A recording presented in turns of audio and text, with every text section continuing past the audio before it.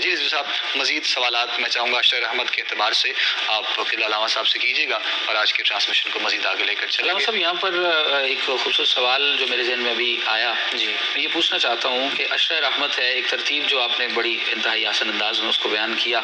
اور وضاحت فرمائی، تو اللہ تبارک و تعالیٰ کی رحمت جو ہے وہ اپنے بندے پر کس حد تک ہے اور کس انداز میں ہے؟ اب علماء سے ہم نے یہ بھی سنا کہ جو ہے وہ مالک اپنے بندے سے اس کی ماں سے 70 گنا یا 7 گنا زیادہ جو ہے وہ پیار کرتا ہے. تو اس کی تھوڑی وضاحت فرمائیے گا کہ جب مالک کی رحمت کا سمندر جو ہے وہ ٹھاٹھے مارتا ہے، وہ اس کی رحمت جوش میں آتی ہے، تو وہ اپنے بندوں کو آغوش رحمت میں کس انداز میں لیتا ہے اور کس حد تک جو ہے وہ شفقت فرماتا ہے؟ جی رمضان جیسے آتا ہے تو اس میں جو ہے ہر عمل کی فضیلت بڑھا دی جاتی ہے، بڑھا دی جاتی ہے. بالکل. جو نفل ہیں ان کو اللہ تعالیٰ فرضوں کے برابر کر دیتا ہے، اور جو فرض ہیں ان کو اللہ رب العالمین 70 گنا بڑھا دیتا ہے. ٹھیک ہے. حدیث پاک کے آگے جو الفاظ آتے ہیں اس میں سرکار دو عالم صلی اللہ علیہ وسلم نے ارشاد فرمایا کہ اللہ فرماتا ہے الصوم لی وانا اجزی بہ او اجزا بہ او کما قال علیہ الصلوۃ والسلام، کہ اللہ تعالیٰ نے ہر عمل کی جو ہے وہ مقدار، اس کا اجر و ثواب بیان کر دیا، بتا دیا. لیکن جب رمضان کے روزے کی بات آئی تو اللہ تعالیٰ نے کہا کہ یہ صرف اور صرف میرے لیے اور میں خود ہی اس کی جزا دوں گا. یعنی اس کا مطلب یہ ہے کہ اللہ تعالیٰ کی رحمت اس قدر انسان پر برستی ہے کہ رمضان کے بدلے میں اللہ تعالیٰ نے جو کہا کہ میں ہی اس کا بدلہ ہوں، مطلب اللہ تعالیٰ خود اپنا دیدار کروا دے گا روزے دار کو. اس قدر زیادہ برستی ہے کہ اللہ تعالیٰ دیدار ہی عطا فرما دیتا ہے روزے دار کو. سبحان اللہ. صاحب وہ بھی ایک حدیث پاک اگر ہے تو اس کی وضاحت تھوڑی سی کر دیں اگر میں غلط نہیں کہہ رہا ہوں، کہ وہ جو وقت افطار میں روزہ دار کے منہ سے وہ جو ایک بدبو ہے یا اسمیل ہے، مطلب ہم اپنے انداز میں سے یہ کہتے ہیں لیکن وہ خوشبو کے انداز میں اللہ رب العزت کی بارگاہ میں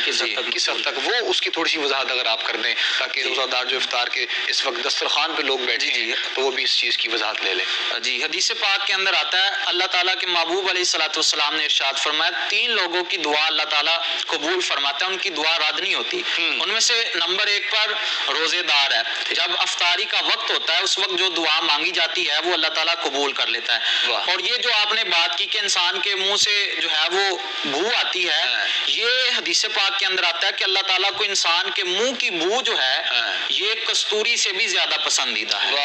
سبحان اللہ. یہ ہمارے نزدیک جو ہے بو ہے، لیکن اللہ تعالیٰ کے ہاں یہ انسان کی بو بہت کستوری سب سے اعلیٰ خوشبوؤں میں اس کا شمار ہوتا ہے، اس سے بھی اگلے درجے کی ہے. اور دوسرے نمبر پر جس کی دعا عادل حکمران کی دعا اللہ تعالیٰ قبول کرتا ہے، اور تیسرا مظلوم کی دعا کو اللہ تعالیٰ قبول کرتا ہے، ان کی دعائیں رد نہیں ہوتی. علامہ صاحب ایک سوال جو میں مزید ایڈ کرنا چاہتا ہوں، یہ بھی کہا اور سنا جاتا ہے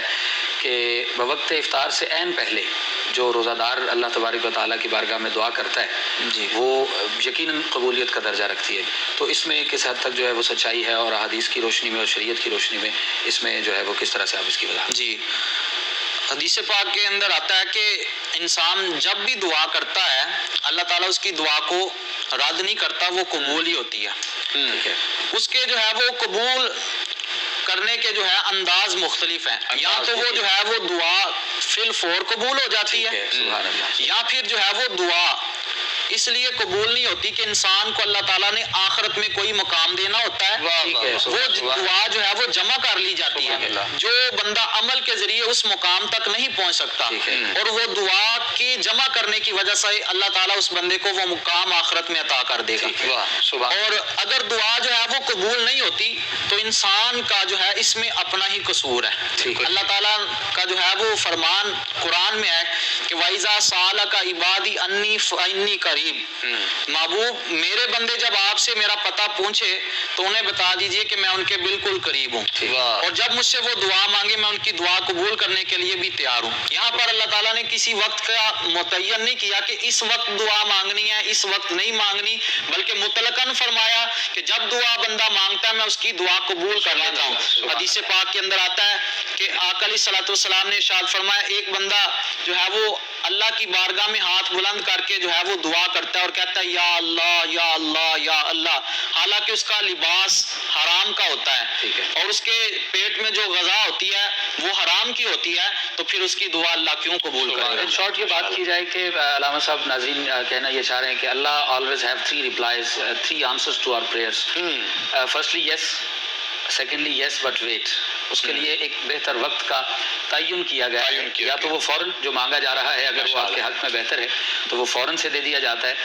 मगर अगर वो आपके हक़ में बेहतर नहीं तो फिर कहा जाता है कि बेहतरीन वक्त का इंतज़ार किया जाए। और जो तीसरा जवाब है वो ये है मालिक लम यज़ल की तरफ से अपने बंदे के लिए कि I have a better option for you, कि मैंने यहाँ पर तुम्हें इस चीज़ के बदले कुछ बेहतर जो है वो देने के लिए सोच रखा है। तो मालिक की ज़ात जो है वो बहुत करीम है, वो बहुत